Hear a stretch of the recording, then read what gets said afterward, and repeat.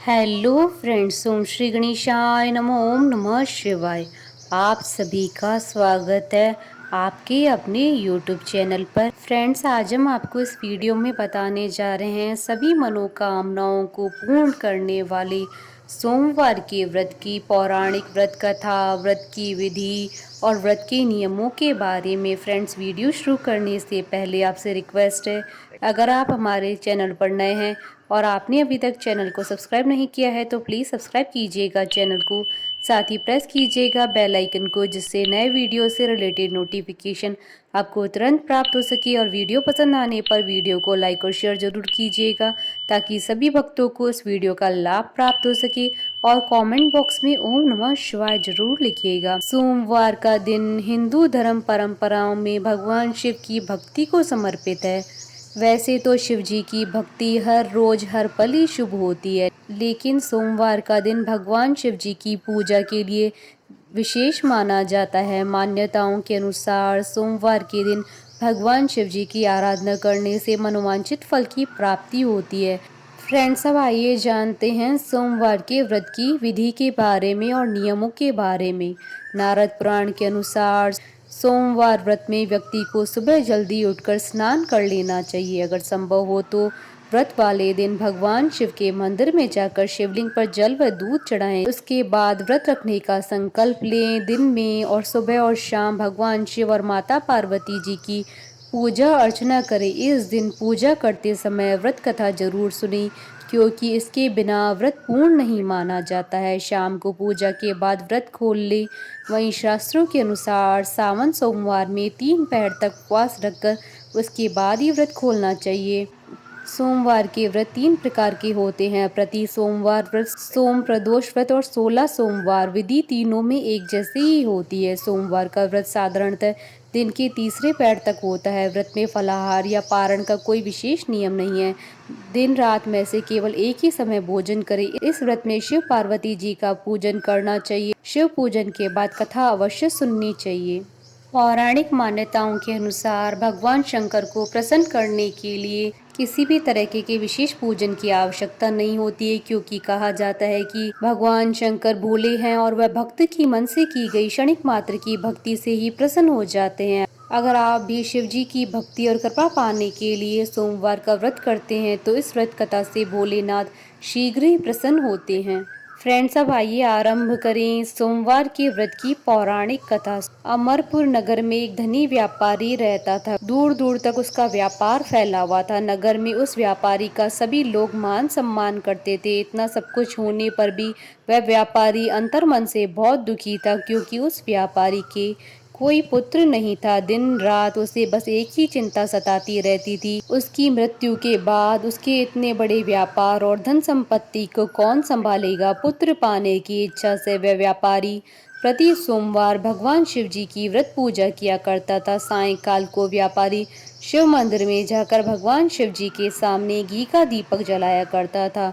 उस व्यापारी की भक्ति देखकर एक दिन पार्वती माता ने भगवान शिव से कहा, हे प्राणनाथ, यह व्यापारी आपका सच्चा भक्त है। कितने दिनों से यह सोमवार का व्रत और पूजा नियमित कर रहा है। भगवान, आप इस व्यापारी की मनोकामना अवश्य पूर्ण करें।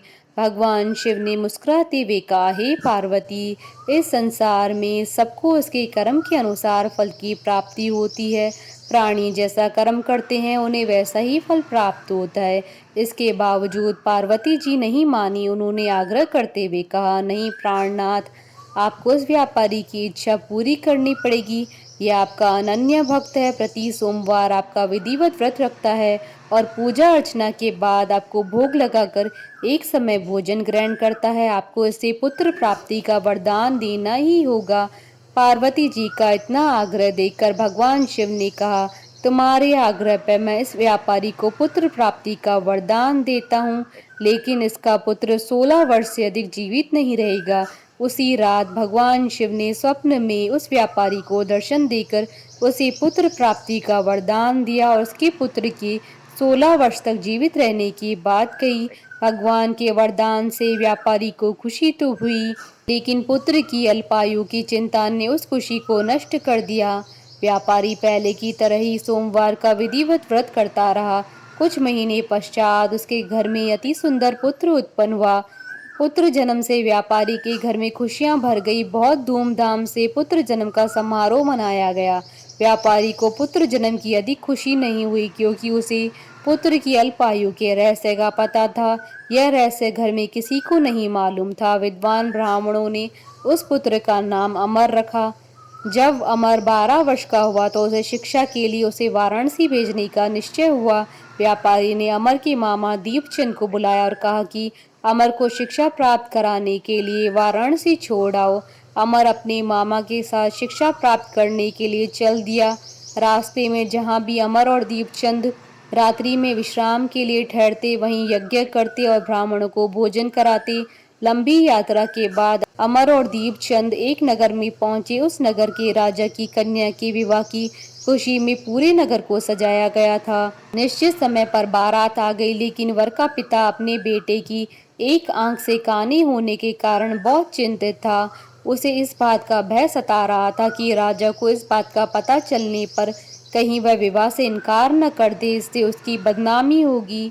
वर के पिता ने अमर को देखा तो उसके मस्तिष्क में एक विचार आया।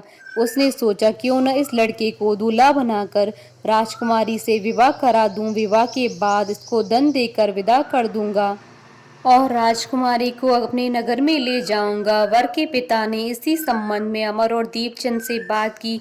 दीपचंद ने धन मिलने के लालच में वर के पिता की बात स्वीकार कर ली। अमर को दूल्हे के वस्त्र पहनाकर राजकुमारी चंद्रिका से विवाह करा दिया। राजा ने बहुत सा धन देकर राजकुमारी को विदा किया। अमर जब लौट रहा था तो सच नहीं छिपा सका और उसने राजकुमारी की ओढ़नी पर लिख दिया, राजकुमारी चंद्रिका, तुम्हारा विवाह तो मेरे साथ हुआ था। मैं तो वाराणसी में शिक्षा प्राप्त करने जा रहा हूँ। अब तुम्हें जिस नवयुवक की पत्नी बनना पड़ेगा वह कान्हा है। जब राजकुमारी ने अपनी ओढ़नी पर लिखा हुआ पढ़ा तो उसने काने लड़के के साथ जाने से इनकार कर दिया। राजा ने सब बातें जानकर राजकुमारी को महल में रख लिया। उधर अमर अपने मामा दीपचंद के साथ वाराणसी पहुंच गया। अमर ने गुरुकुल में पढ़ना शुरू किया। जब अमर की आयु 16 वर्ष की पूरी हुई तो उसने एक यज्ञ किया। यज्ञ की समाप्ति पर ब्राह्मणों को भोजन कराया, खूब अन्न धन वस्त्र आदि दान किए। रात को अमर अपने शयन कक्ष में सो गया। शिव जी के वरदान के अनुसार शयनावस्था में ही अमर के प्राण पखेरु उड़ गए। सूर्योदय पर मामा अमर को मृत देखकर रोने पीटने लगा। आसपास के लोग भी एकत्रित होकर दुख प्रकट करने लगे। मामा के रोने और विलाप करने के स्वर समीप से गुजरते हुए भगवान शिव और माता पार्वती ने भी सुनी। पार्वती जी ने भगवान से कहा, प्राणनाथ, मुझसे इसके रोने के स्वर सहन नहीं हो रहे हैं, आप इस व्यक्ति के कष्ट अवश्य दूर करिए। भगवान शिव ने माता पार्वती जी के साथ अदृश्य रूप में समीप जाकर अमर को देखा तो पार्वती जी से बोले, पार्वती, यह तो उसी व्यापारी का पुत्र है। मैंने इसे 16 वर्ष की आयु का वरदान दिया था, इसकी आयु तो पूरी हो गई। पार्वती जी ने फिर भगवान शिव से निवेदन किया, हे प्राणनाथ, आप इस लड़के को जीवित करें, नहीं तो इसके माता पिता पुत्र की मृत्यु के कारण रो रो कर अपने प्राणों को त्याग कर देंगे। इस लड़के का पिता तो आपका परम भक्त है, वर्षों से सोमवार का व्रत करते हुए आपको भोग लगा रहा है। पार्वती जी के आग्रह करने पर भगवान शिव ने उस लड़के को जीवित होने का वरदान दिया। कुछ ही पल में वह जीवित होकर उठ बैठा। शिक्षा समाप्त करके अमर मामा के साथ अपने नगर की ओर चल दिया। दोनों चलते हुए उसी नगर में पहुंचे जहां अमर का विवाह हुआ था। उस नगर में भी अमर ने यज्ञ का आयोजन किया। समीप से गुजरते हुए नगर के राजा ने यज्ञ का आयोजन देखा। राजा ने अमर को तुरंत पहचान लिया। यज्ञ समाप्त होने पर राजा अमर और उसके मामा को महल में ले गया और कुछ दिन उन्हें महल में रखकर बहुत सा धन वस्त्र देकर राजकुमारी के साथ विदा किया। रास्ते में सुरक्षा के लिए राजा ने बहुत से सैनिकों को भी साथ भेजा। दीपचंद ने नगर में पहुंचते ही एक दूत को घर भेजकर अपने आगमन की सूचना भेजी। अपने बेटे अमर के जीवित वापस लौटने की सूचना से व्यापारी बहुत प्रसन्न हुआ। व्यापारी ने अपनी पत्नी के साथ स्वयं को एक कमरे में बंद कर रखा था। भूखे प्यासे रहकर व्यापारी और उसकी पत्नी बेटे की प्रतीक्षा कर रहे थे। उन्होंने प्रतिज्ञा कर रखी थी कि यदि उन्हें अपने बेटे की मृत्यु का समाचार मिला तो दोनों अपने प्राण त्याग देंगे। व्यापारी अपनी पत्नी और मित्रों के साथ नगर के द्वार पहुंचा। अपने बेटे के विवाह का समाचार सुनकर पुत्र वधू राजकुमारी चंद्रिका को देखकर उसकी खुशी का ठिकाना न रहा। उसी रात भगवान शिव ने व्यापारी के स्वप्न में आकर कहा, हे श्रेष्ठी, मैंने तेरी सोमवार की व्रत करने और व्रत कथा सुनने से प्रसन्न होकर तेरे पुत्र को लंबी आयु प्रदान की है। व्यापारी बहुत प्रसन्न हुआ। सोमवार का व्रत करने से व्यापारी के घर में खुशियां लौट आई।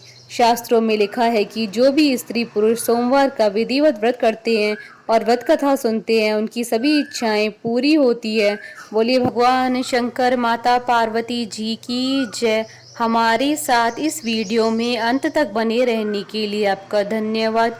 ओम श्री गणेशाय नमः। ओम नमः शिवाय।